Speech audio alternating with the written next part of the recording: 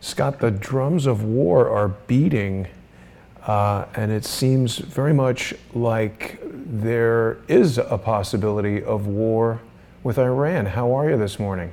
Well, I'm doing good, Jason. It's an honor to be with you, my friend. It's good to have you back. I think everybody loves seeing these shows with you, and obviously you've got a lot going on. I've got a lot going on. We can't always do it every week, but I think people are very interested in hearing your insights on this matter. It was just announced earlier that apparently the Iranian Guard shot down a U.S. surveillance drone, and there's a little bit of a debate as to whether it was over Iranian territory or international territory.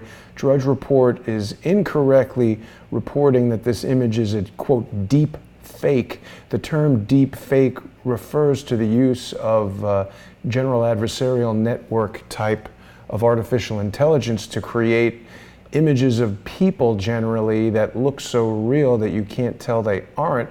This is simply a matter of taking a photograph from months ago and cropping it differently. I think the allegation is that this photograph of an attack over Yemen in 2017 was simply cropped to show this image. What's going on here, Scott? It seems like we've got psychological warfare going from both sides.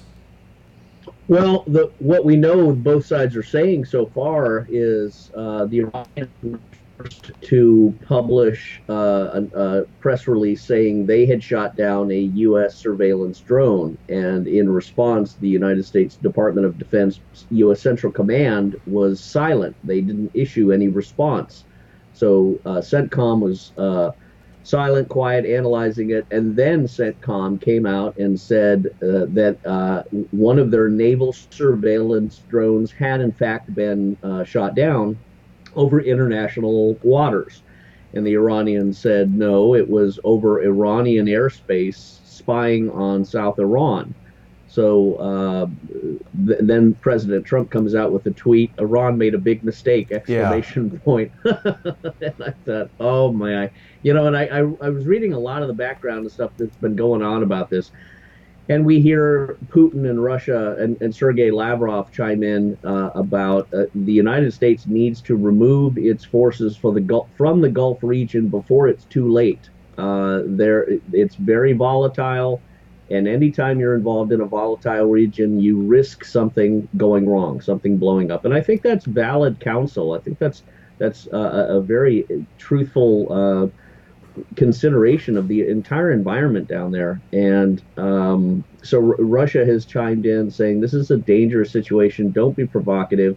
Yeah. And of course, Mike Pompeo is extremely provocative. They seem adamantly obsessed with pursuing a ratcheting up of tensions and bellicose language at the State Department, as well as John Bolton, saying that, well, the U.S. doesn't want war, but we're going to defend all our interests.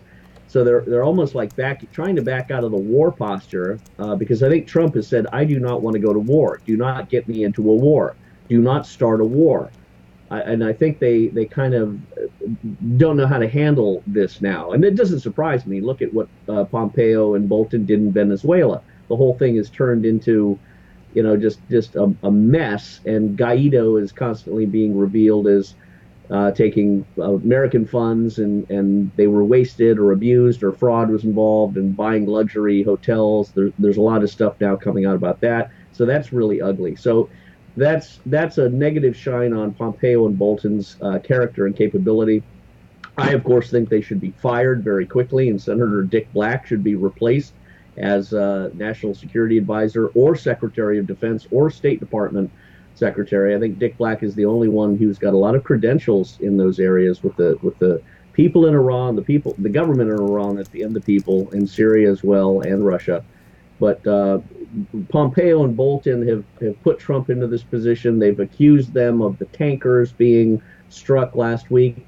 Most of the intel that's coming back, as you observed, Jason, indicates weapons that may have been shoulder-fired missiles or grenades because they were above the water line.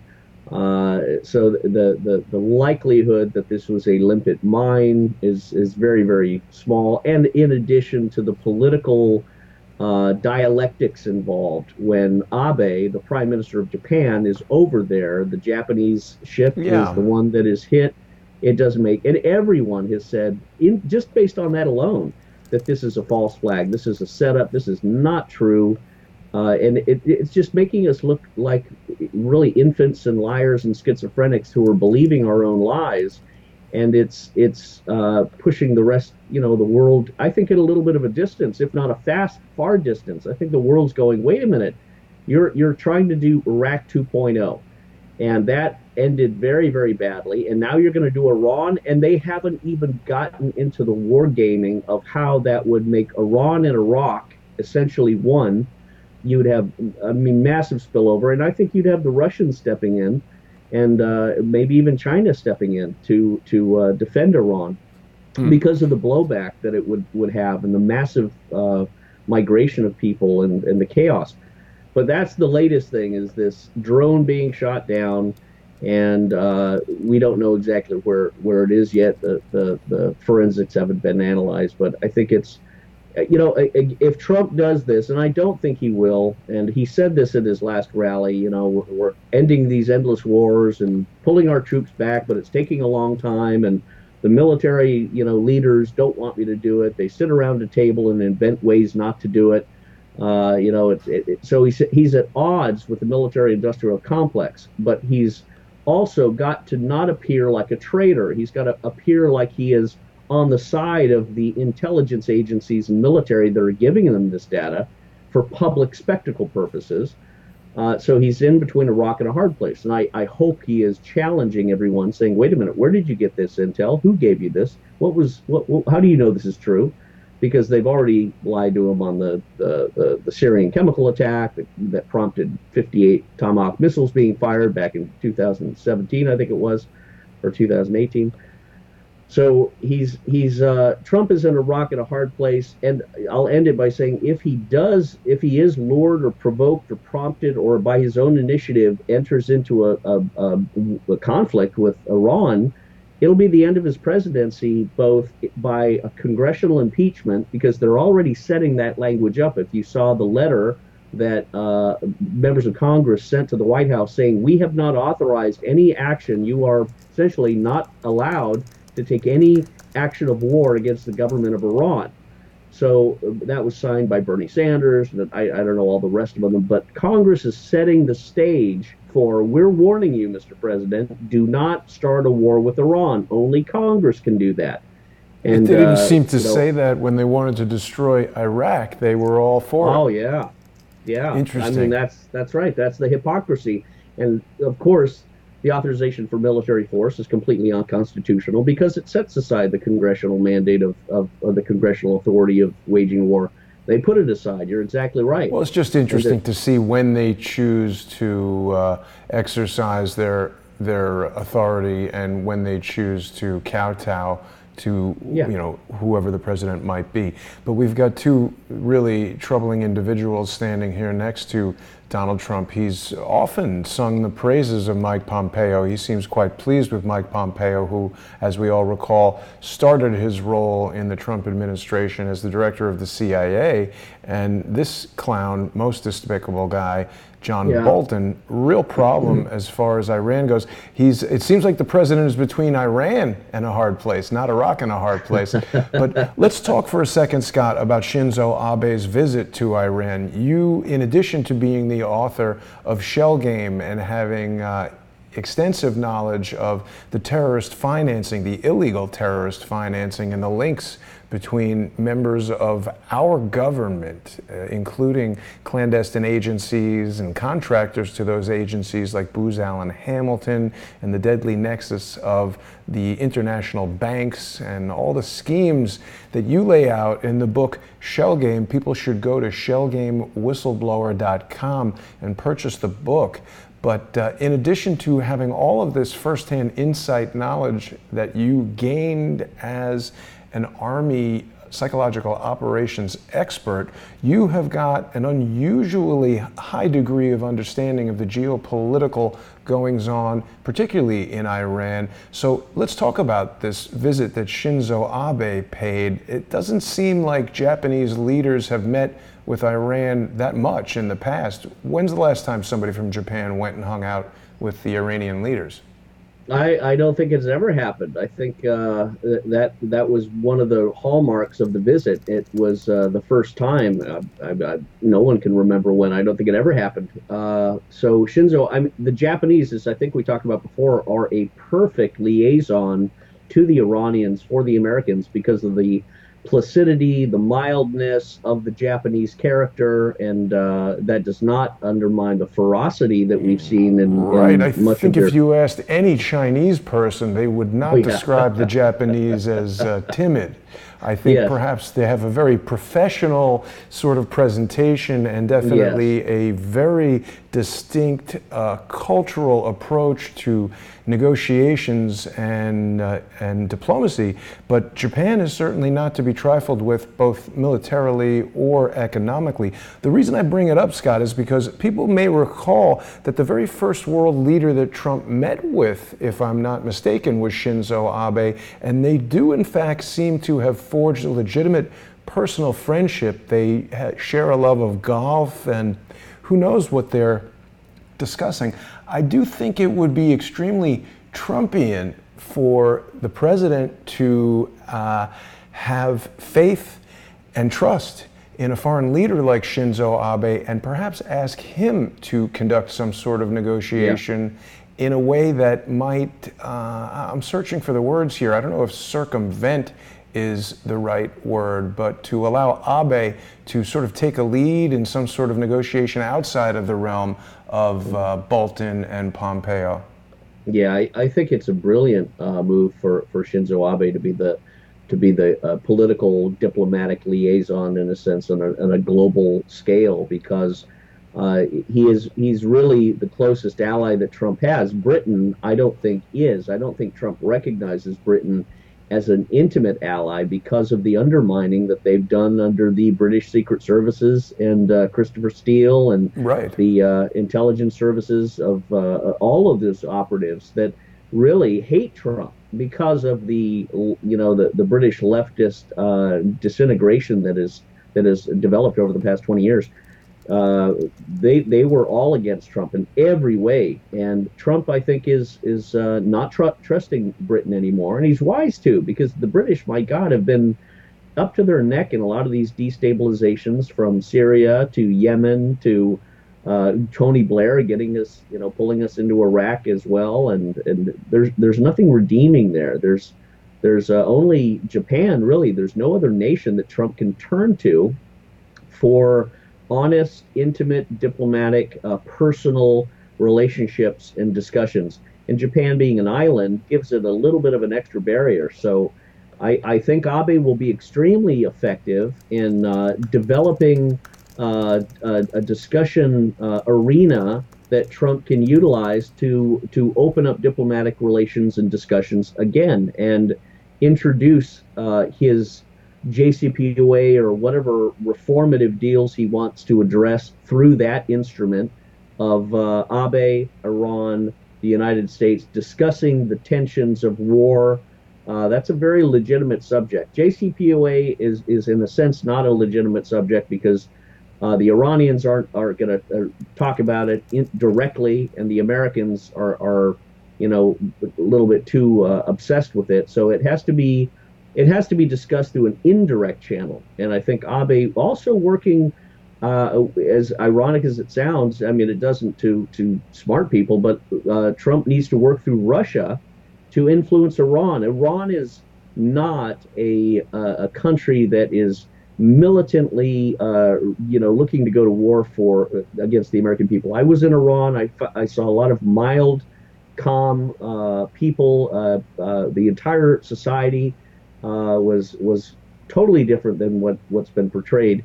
And it's a society that's looking for an engagement with the West. It's looking for interactions. It is not an extremist country like Saudi Arabia is. Saudi Arabia takes off the little cross from people's Swiss watches when they come into the country. Wow. Saudi Arabia doesn't allow Chevrolets because of the cross emblem Really? on the car. Wow. And they've been described as a very mentally unstable people, a society, as I have and many others have.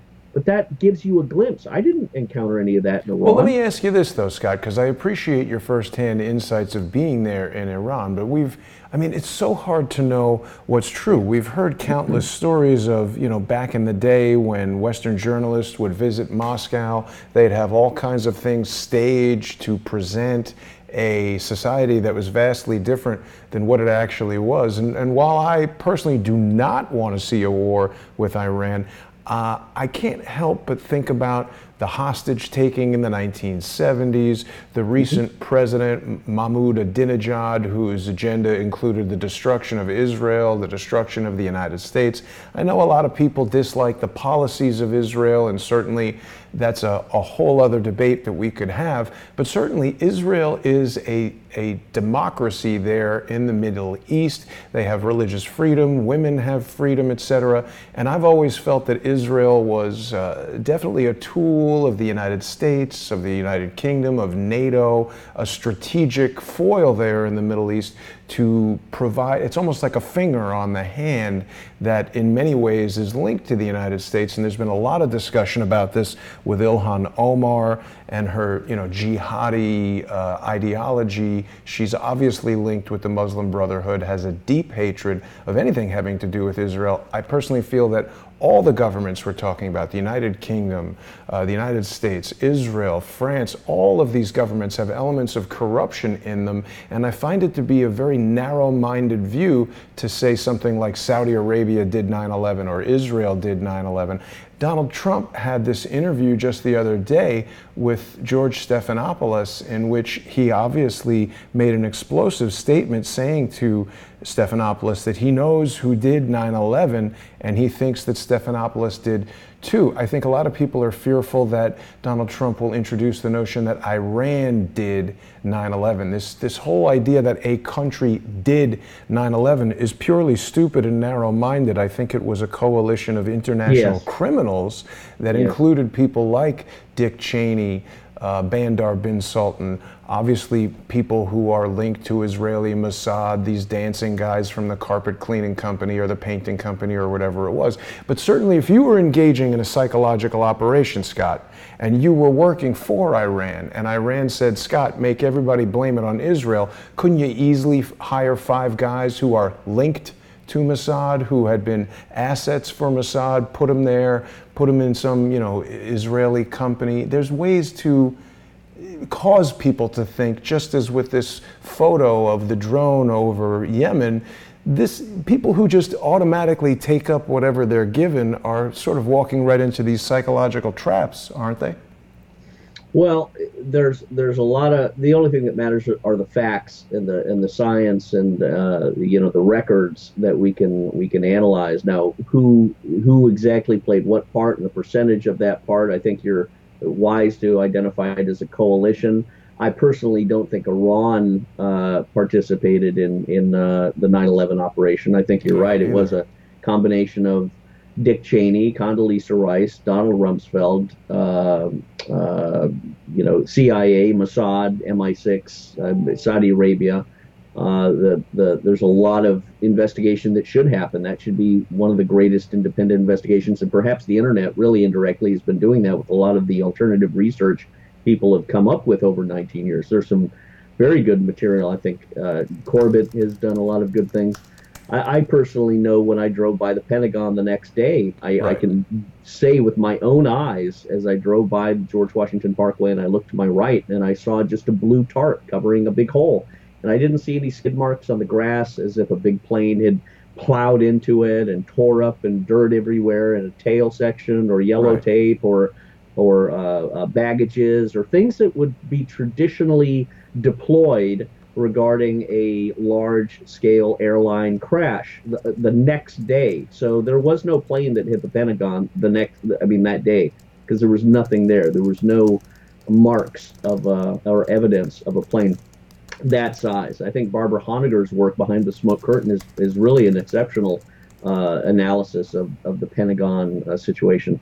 But that was 19 years ago to trigger a war, to trigger an Right. endless series of wars, to reframe and redesign and rewrite the Middle East in a Francis Fukuyama, Leo Strauss neoconservative ideology. Yeah. And perhaps back then they thought it would work. If they just took out, it's almost like gene splicing or some sort of genetic modification. If we pull out the gene of craziness in the Middle East, they'll all turn into little Starbucks workers, and we can build WalMarts and who knows what. Well, that's sort of one of my professors, Klaus Wren, when I was doing my doctorate, had written a book, America the Virtuous, and he analyzed this in 2003, and he said all of these neocons that are pushing this are creating what will eventually be the greatest disaster in American foreign policy history. That was in 2003, and he's been proven absolutely right. And he was very critical of all the neocons, Bill Kristol and all sorts of others. And I But always come you've back just to said that. an important word there, the neocons, the people like Yeah. John Bolton, the people Yes, like Dov yes, Zakheim. Now, I yes. mean, that's a guy who's just as American as he is Israeli. So again, there's a lot of people who hate Israel. I mean, I'm just saying, it's a country, it's a government like any other. There are people there who are bad, there are people there who are good. Same could be said about Saudi Arabia, Iran, or any of these. What I'm hoping we can do is cut through the psychological operations, some of which are happening even here in our live chat, where there are people who are just, so anti-Israel, they'd rather support countries that have openly stated they want an Islamic caliphate right here in the United States. I don't think Israel is trying to destroy the United States. Other people will disagree. They'll talk about the USS Liberty, talk about all these things that, again, are psychological operations. It seems much more plausible to me that Lyndon Johnson, working with the top level commanders in Israel, created the order to attack and sink the USS Liberty, to create a false flag so the United States could enter a war in Egypt and exert the control over the Middle East that we see over the past 50 years they have finally brought to fruition. Lyndon Johnson was the tip of the spear of this neocon plan to transfer the value of the US dollar from gold to oil, control the world's oil, and that was the start of the plan. So this notion that Israel, which was so economically and diplomatically dependent on the United States in 1967, would of its own volition attack a US warship seems absolutely counter-strategic in my view. And Well, it does. It does in a sense. It's counterintuitive to do a USS Liberty attack, and then it's a hell of a gamble if you are hoping that Johnson is not going to turn into a major General Patton type personality and just turn Israel into a smoldering piece of glass. That's a very possible reality in a declaration of war like that. So there is plausibility to the Israelis, engaging in this attack at the behest or the instruction or the collusion of certain elements, whether they're Zionist intel elements that were in the government or Johnson or a combination of both. There's so much. You're right, psychological operations. There was so much corruption. There's so much lies. There's so much betrayal. My father fought in Vietnam. He was a Marine Corps aviator. He didn't want to go into war, but he had to, and he said, "Well, I'm going to go in and become an aviator." And he had a private pilot's license, so he fought in the Marine Corps. But it still had a powerful effect on him by killing tens of thousands of people in A4s and A7s and F8s. My dad killed a lot of people, and it affects him, and it affects a lot of people in Vietnam. I think that was the worst war we have ever had in the history of the United States because it was based entirely on what? The Gulf of Tonkin, a false flag event. You killed, millions of Vietnamese, and the Vietnamese people are, they're not a warlike people. If you look at Ken Burns's Vietnam, I think that was a powerful 10-part series of a lot of the political history of Vietnam and all the stuff leading up to it. But not to get off on the Vietnam thing, but USS Liberty and the whole event and that stuff. That there's a lot of crimes, a lot of lies that happened. Throughout the history of the United States. What we see now, of course, you're right. Nobody in America, and always come back to the American people because they're always right. And I hope Trump really, really learns that, ingrains it into his system, because the American people are always right. Whatever they want, whatever they think, that is the law of the land, and framed, of course, within the U.S. Constitution. But the American people do not want Israel or the Israelis, or they have this mixing of Israel and Jewishness and Right. all that. And I don't subscribe to that either. Well, it's I mean, Zionism, Israel, and Judaism that get all clumped yeah, together. And right now, even in the comments, we've got a lot of people who have been subjected to this type of psychological warfare. Someone saying Israel got us into every war we've ever been in. They didn't exist until after World War II, so I don't understand how that's logically possible. But let's shift back to our main subject, because it well, let me seems just like finish this one. The American people do not want Israel or the Jewish or people who live in Israel to be plucked up, launched on a boat, and sent to a different part of the world. That's not going to happen. Israel was established, for good or bad, whatever, in 1948, and it's there. Now, how do you reconcile with a peaceful political diplomatic negotiation between the people that lived there before, the Palestinians, and the people who settled there from Europe, the Jews, and then they called themselves Israel? That's a delicate political diplomatic challenge.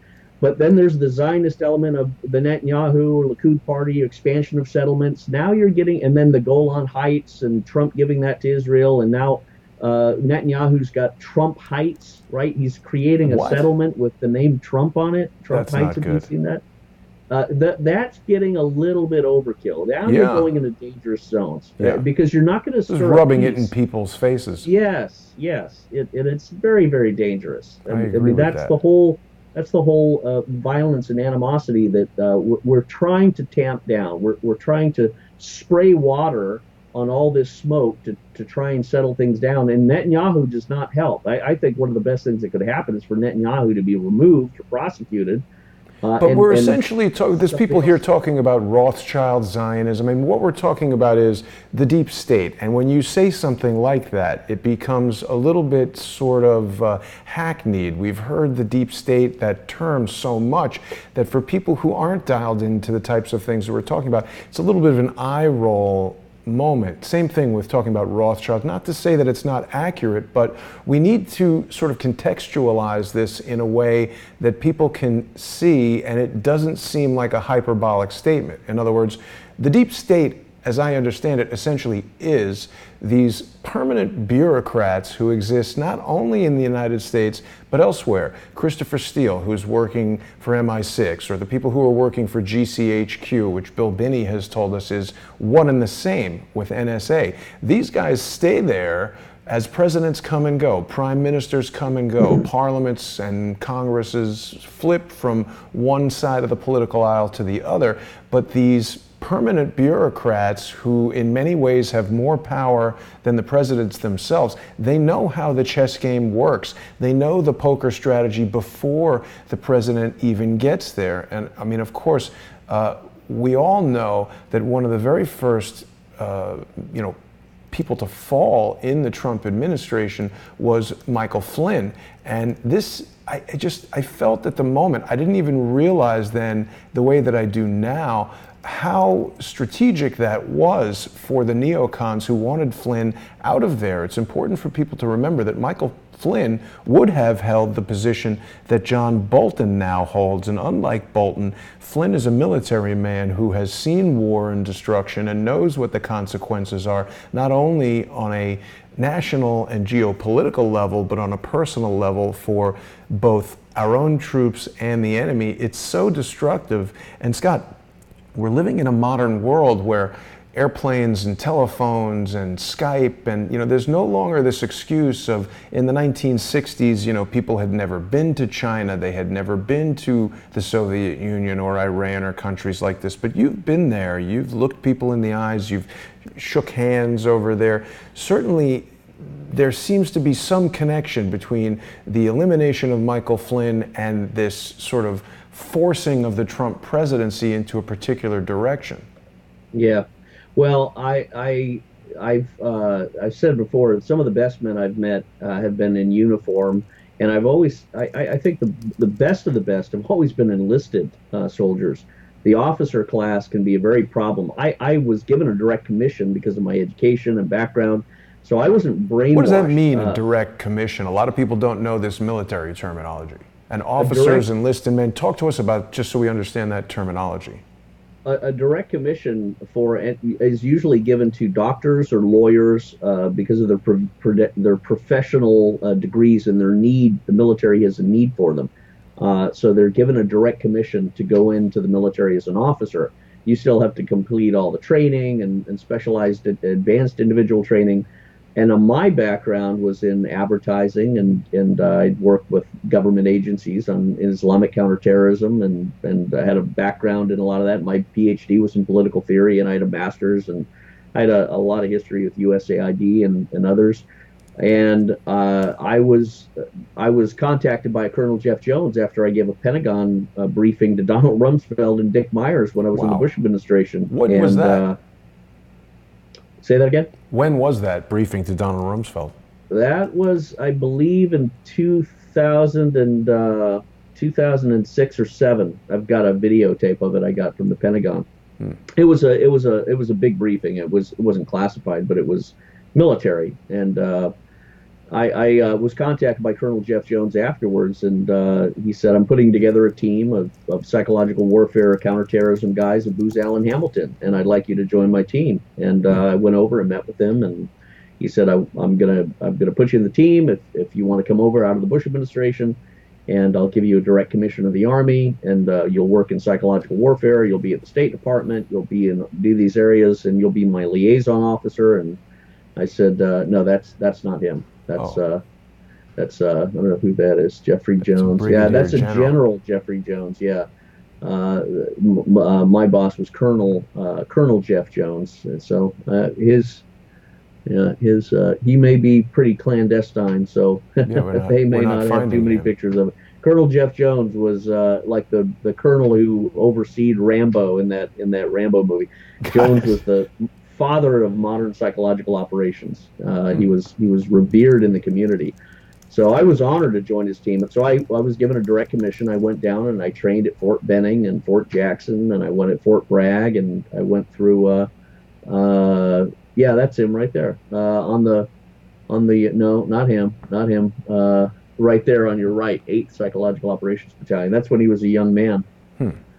Yeah, he was the father of modern psyop. He was a great man, one of the greatest I ever knew. And I think is he no longer alive? No, there's a lot of speculation that they killed him with brain cancer. Jeez. Right after they threw me in jail at U.S. Central Command, he died shortly thereafter.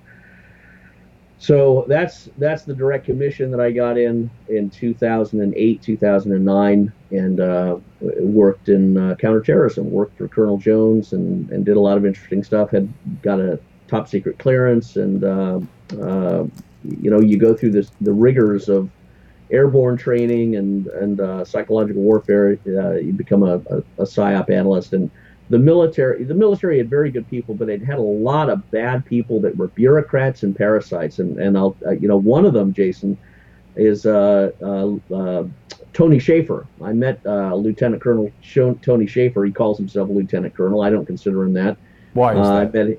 Well, I mean, he doesn't have the bearing or the character or the honesty, because he was the one when I met him at the Operation Classified conference that I was honored to be at with you, as well as with Sidney Powell and Kevin Shipp and Robin Greitz and others, and James and Joanne Moriarty.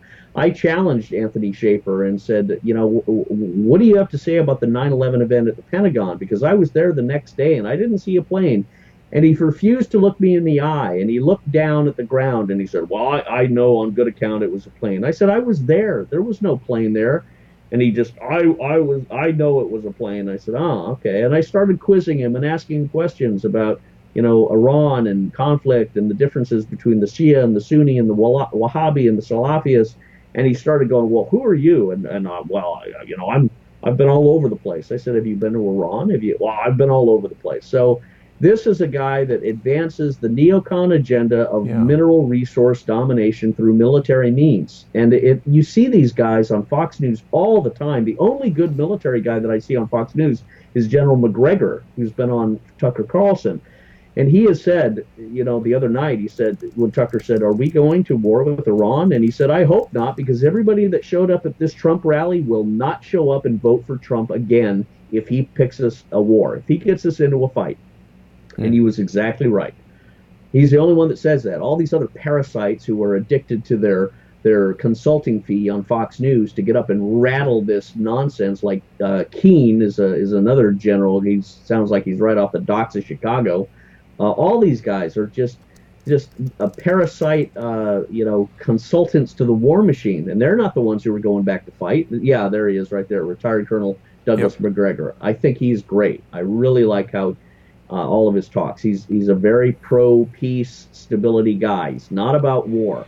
Yeah, and we should have a strong like military to deter war, not to go around the world creating it and blowing up bombs for profit and having the companies that make the bombs finance the campaigns of everybody in Congress, everybody who's running for every position, and providing jobs to the guys who make these decisions months after they get fired or leave their position. So I do have some hope, Scott, because you remember you and I had a conversation just like this when Trump made that speech. He seemed almost zombie-like when he made the speech about the gas attack in Syria that resulted in a missile retaliation. We were worried at that moment that it might be war in Syria.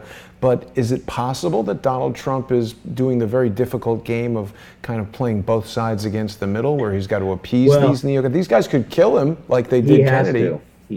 He has to do that, Jason. He has to appear to the public like he is pro-America, patent, and we're going to show no one's going to mess with the U.S. They made a big mistake, right? And that's red meat for the base, for the power base.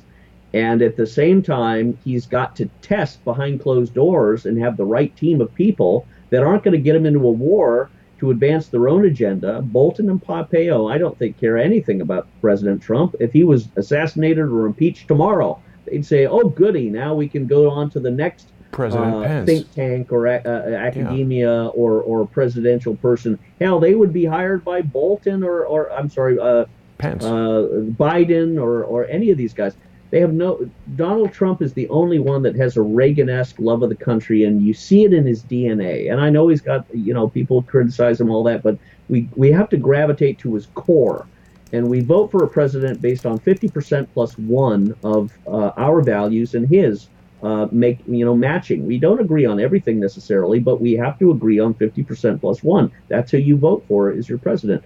Donald Trump has to play both sides. And as Dick Black and I have talked about, you know, he's surrounded by people who know the system, who are the deep state bureaucrats.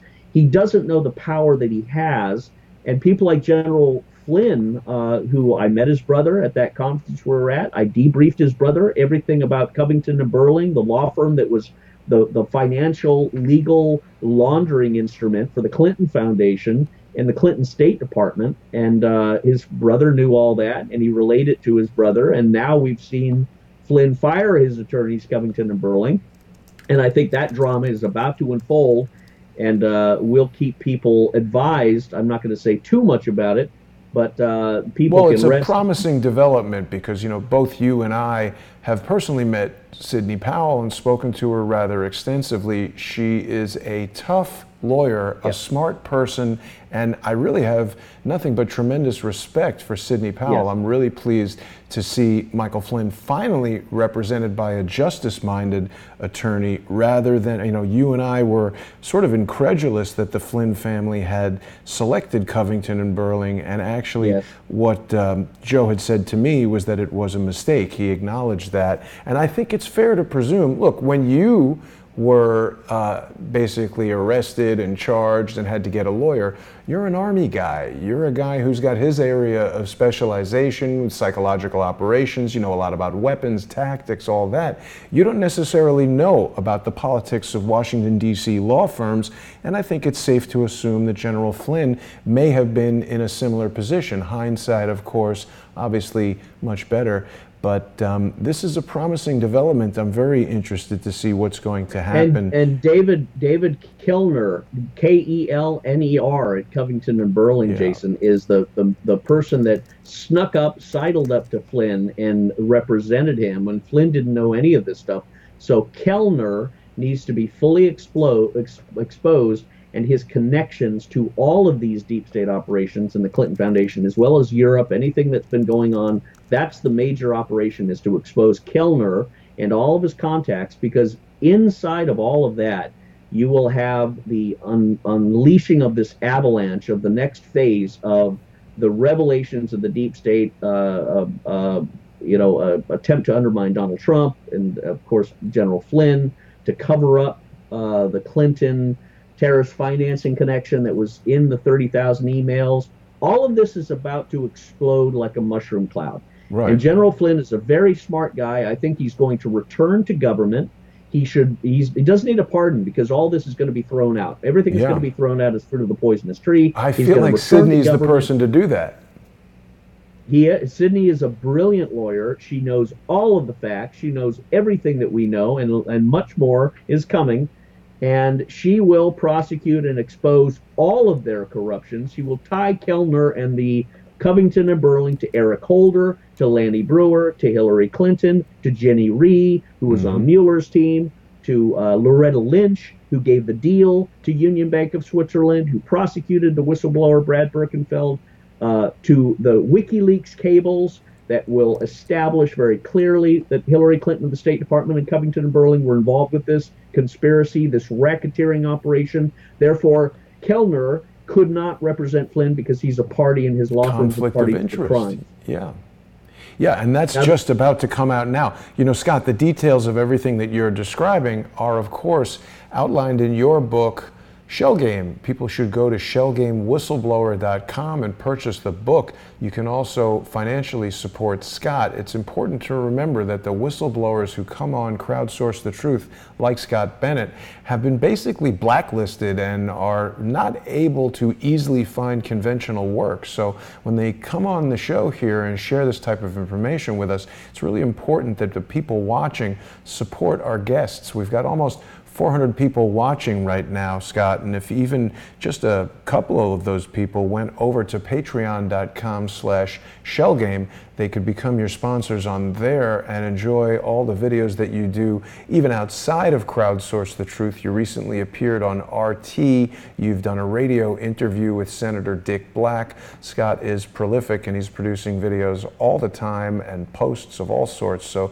please visit patreon.com/shellgame and support Scott. I'll also take a minute to remind everybody that Crowdsource the Truth is sponsored by you, and without the support of the viewers, we can't continue. So it's important that people help us stay free of this billionaire-controlled, advertiser-driven world of corporate news media by becoming an independent micro-sponsor of Crowdsource the Truth. For as little as $2 a month, $5 a month, you can keep this kind of information flowing. And we're in a time right now, particularly with the run-up to the 2020 election, where channels like Crowdsource the Truth are being targeted, and there actually is a strike on the YouTube channel right now that was issued in April for a video I did with Cody Snodgrass and Ole Damagard, which had been totally removed from YouTube by a previous strike. So, Scott, they're pulling out all the stops to censor this type of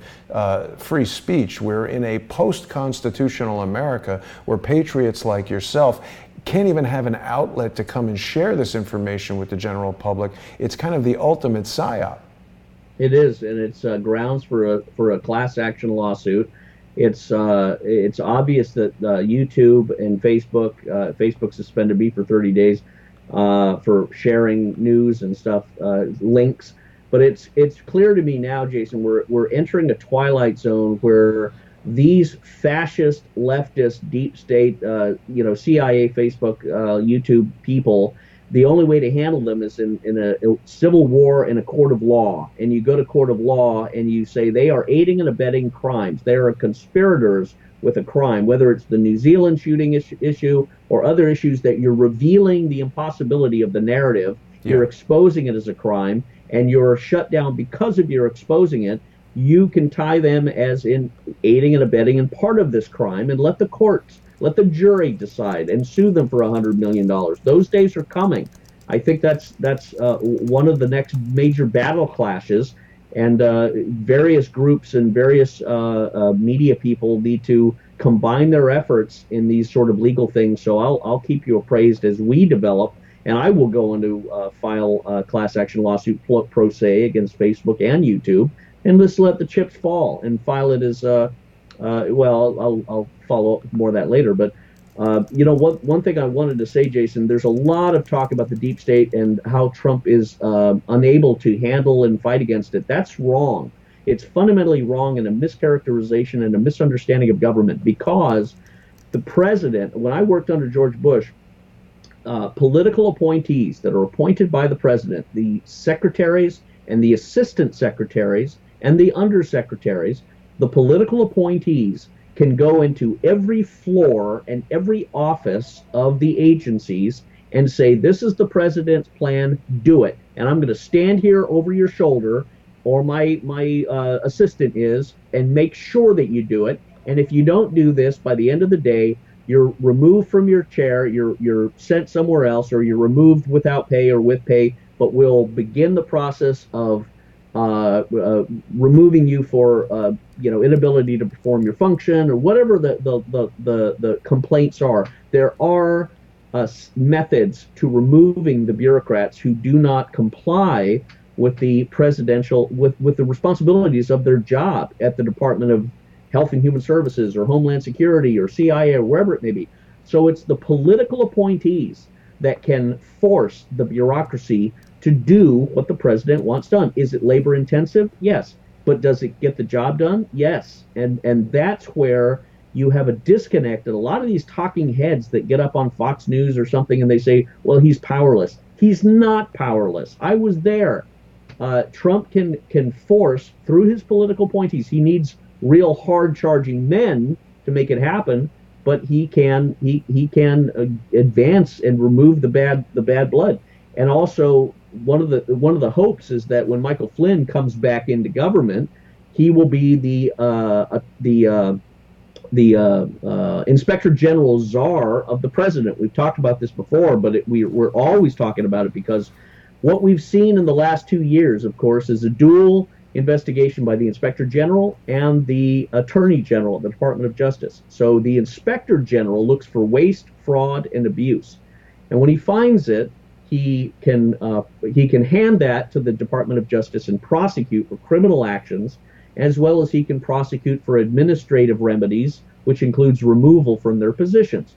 So the Inspector General czar, if it was General Flynn working in the White House, could oversee every Inspector General in every agency. And if they don't do the job, that Inspector General is either removed, or a new political appointee comes in and tells the Inspector General, these are the things that need to be looked at. We want to look at waste, fraud, and abuse, as well as treason. So Trump's lack of government experience is certainly a hindrance and a handicap, but it's something that he can remedy. As long as he doesn't get us into a war, I think he walks and wins in the next election. I think the American people are overwhelming in support for him. But if he picks a war, if he gets himself pushed into a conflict, if a boat or a plane or a bunch of soldiers get killed, he's now triggered what Russia warned about, right. An inflammatory situation that he cannot back out of. And he could be impeached, he could be just voted out of office, or he could be assassinated. Anything could happen. The deep state and the Democrats are in meltdown. They're panicking.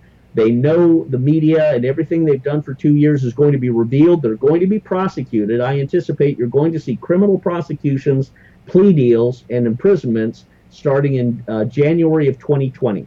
And from 2020 to November, you're going to have a slow, progressive drip of, here's another deep state, here's another Obama person, here's another Clinton State Department person that has been found out to be committing treason or fraud or working with Christopher Steele to invent a false memo, or Michael Isikoff, the CIA asset who works for the MSNBC News, and Tom Hamburger, another CIA asset, right, who are implicated in the Christopher Steele memo and on all the WikiLeaks things. And I hope Trump gives WikiLeaks Julian Assange a pardon. I hope he's got him out of Britain, but if he hasn't, Trump needs to secure and protect WikiLeaks Julian Assange because he can testify about all these things. He can testify about the crimes. And I can sit down with Brad Birkenfeld, Julian Assange, Edward Snowden at a table at the Senate or anywhere else and testify about all this stuff, and it would blow them up. It would blow all the deep state up.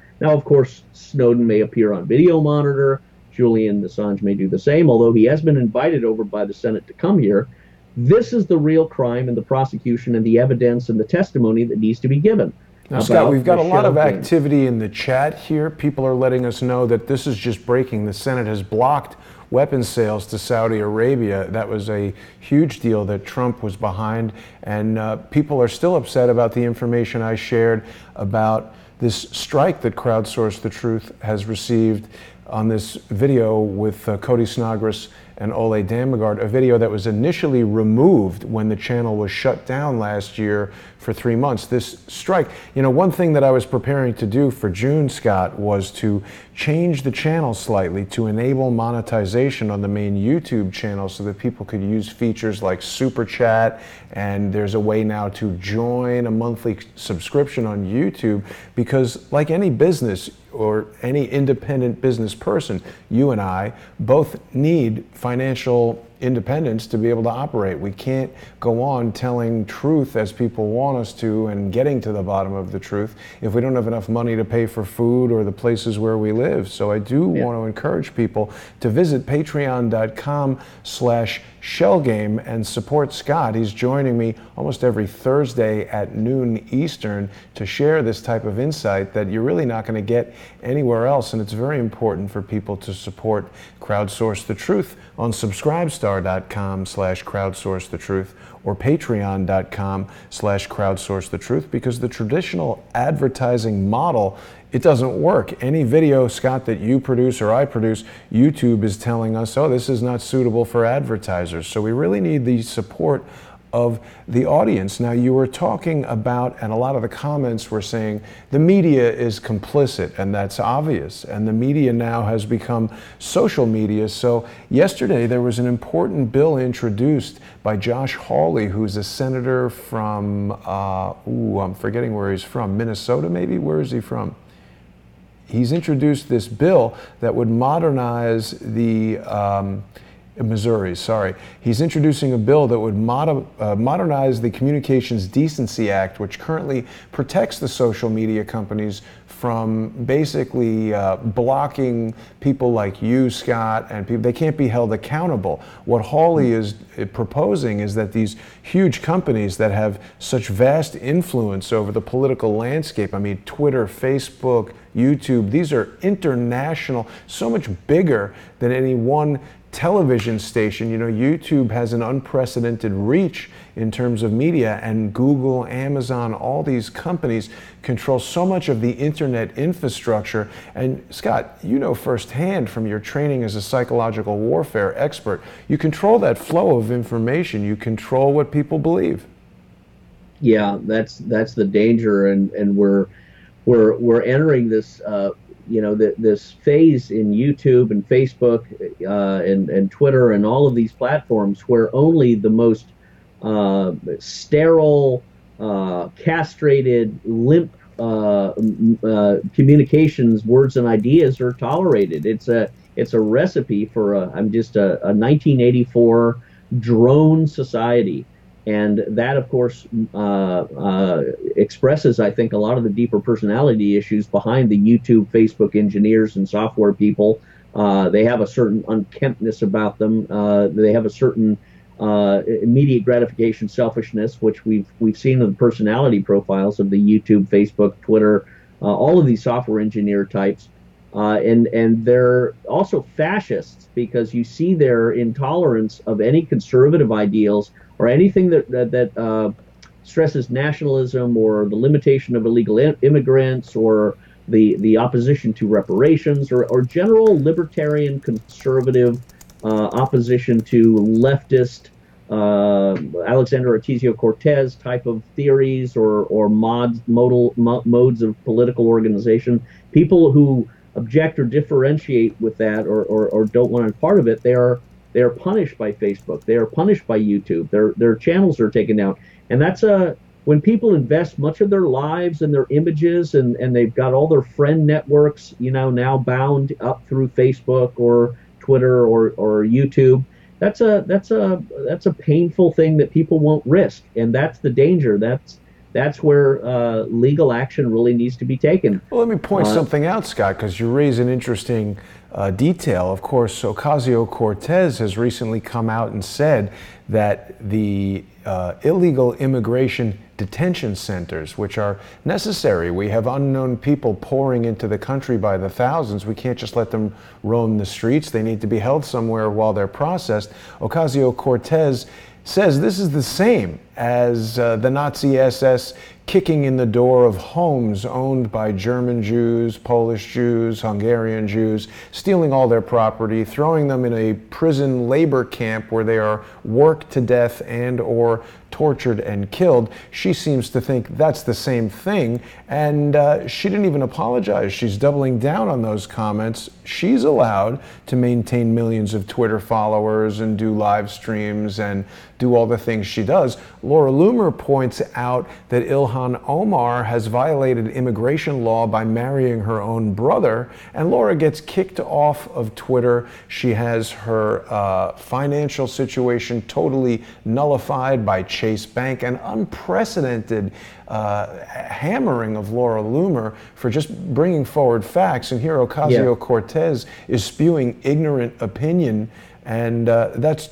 totally fine, and there's no recourse. The only thing that people can really do is to show these media outlets that they're not going to fall for this type of manipulation, and to join us on as many alternative platforms as they can. And Scott, if people are unable to go to patreon.com/shellgame and support you there, they can also share these videos and just let other people know about it. That's really one of the most important things to do. People can visit patreon.com/crowdsourcethetruth and subscribestar.com/crowdsourcethetruth as well. We need your support. And Scott, we have just a few minutes left. What do we want to say in closing about all of these things? Well, I'll just say on September 19th, 20th, and 21st at the Anaheim Convention Center in California, we are going to be part of a massive Vietnamese, Chinese, Hindu, Sikh, pro-Trump gathering where these migrants, these immigrants, these foreign peoples, these non-white people are coming to celebrate conservative values in the Constitution, the freedoms, which Donald Trump represents as well, hopefully. And they're going to be an example of what real immigrants are, that become Americans. They're not coming in from Central America or Africa Congo, or anywhere else and not being Americans or parasitically existing.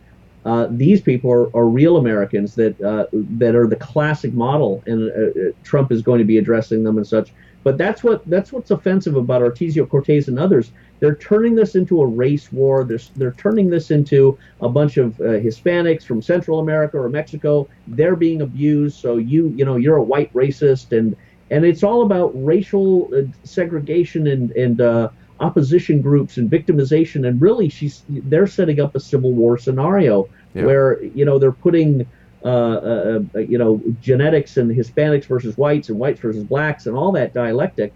I think the American people are rejecting that. I think these people could be thrown out of the office in the next 2 years. I think they're in a very short fuse. I think the Democrats are going to lose miserably and horrendously and beautifully in the next election because of all of their manifestations of lies and hysteria. And that's what, Trump is doing well when he gets up at the podium and he says, look, all of this is lies, 2 years of lies, the hoax and all of this stuff. Their real agenda is to bring in masses of illegal immigrants, make them voters, and topple the country into a socialist Democrat state. And Republicans will not be able to control it because it'll be tyranny by the majority. That's their real agenda. And I think that would cause a civil war. I think there's already a civil war brewing. And this is what we're going to be witnessing, is a smoldering separation and uprising. Yeah, I mean, we didn't even get a chance to talk about the inflammatory proposal of reparations for slavery, but perhaps we can talk about that next week. I want to thank Scott for joining me today and remind everyone to go and visit shellgamewhistleblower.com. That's Scott's website, totally free to visit, but I hope that people will financially sponsor Scott and purchase his book. He's got several books that he's contributed to, but the main one, of course, is Shell Game. He details the terrorist financing that he uncovered while he was at Booz Allen Hamilton. He names names, Dov Zakheim, and of course Scott's delivered this report to several members of the government who have done nothing. So Scott, hopefully we can continue to move this forward. I want to thank you once again and have a great day. Thanks everybody for watching. Don't forget to tune in tonight on patreon.com and Subscribestar. We've got the intelligence assessment with Kevin Shipp. He's going to be talking about Dennis Montgomery's hammer, so don't miss that show, 7 p.m. Eastern. I'll see everybody tonight. Thanks for watching.